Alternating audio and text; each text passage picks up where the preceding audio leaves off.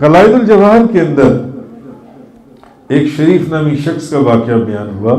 وہ کہتا ہے کہ میں جنگل سے گزر رہا تھا تو میرے پاس 14 اونٹ تھے شکر کے لدے ہوئے، اور ایک بیابان میں وہ 14 اونٹ جون سی ہیں وہ گم ہو گئے. بہت تلاش کیا مگر وہ اونٹ مجھے نہ ملے.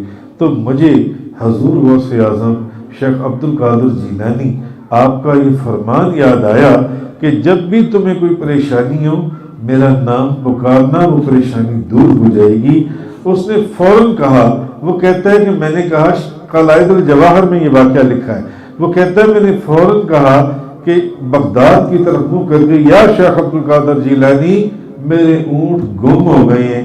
اس کا یہ کہنا تھا کہ اسی وقت دور ایک ٹیلے کے اوپر ایک بندہ کھڑا نظر آیا اس بیابان اور ریگستان میں، جو اس کو اشارہ کر رہا تھا دور سے کہ ادھر آؤ. کہتا ہے میں ادھر کو دوڑا. جب میں اس ٹیلے کے اس پہاڑی کے پاس پہنچا تو وہاں کوئی موجود نہیں تھا. وہ پھر اس جگہ دہشت اور وحشت اور سنسان، لیکن جہاں وہ بندہ کھڑا تھا جب میں اوپر چڑھا تو نیچے ایک طرف مجھے اپنے 14 کے 14 اونٹ واپس نظر آئے کہ وہ وہاں کھڑے ہوئے تھے بما ساز و سامان کے. میں نے وہ لے لیے. مرزا مظہر جانے جانا، انہوں نے خواب میں دیکھا چبوترا ہے، اس چبوترے کے اوپر تمام اولیاء غوث قطب ابدال قلندر بیٹھے ہیں، اور ان اولیاء کے اندر خواجہ جنید بغدادی بھی بیٹھی ہیں، اور سلطان العارفین خواجہ بایزید بستامی بھی بیٹھی ہیں. خواجہ جنید بغدادی کا مزاج کہاں پر ہے؟ بغداد میں. وہ فرماتے ہیں ایک چبوترا ہے، اس چبوترے کے اوپر حضرت علی کرم اللہ وجہ الکریم بیٹھے ہیں اولیاء کے اندر، تمام اولیاء کے اندر، غوثوں قطبوں ابدالوں قلندروں کے اندر. اور پاس ہی ان کے خواجہ جنید بغدادی بیٹھی ہیں، اور پاس ہی سلطان العارفین خواجہ بایزید بستامی بیٹھی ہیں جی. اور اتنے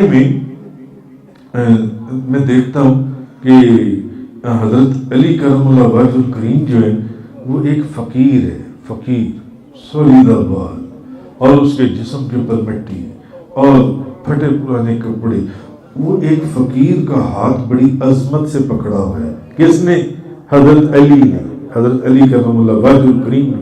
تو میں نے پوچھا کہ یہ فقیر کون ہے جس کا ہاتھ حضرت علی نے اتنی عظمت اور سے پکڑا ہوا ہے؟ تو آپ فرماتے ہیں یہ خیر التابعین حضرت اویس کرنی ہے، حضرت اویس کرنی. تو اتنے میں سب اٹھ کر کھڑے ہو جاتی ہیں اور حضرت علی کے ساتھ کہیں جا رہی ہیں.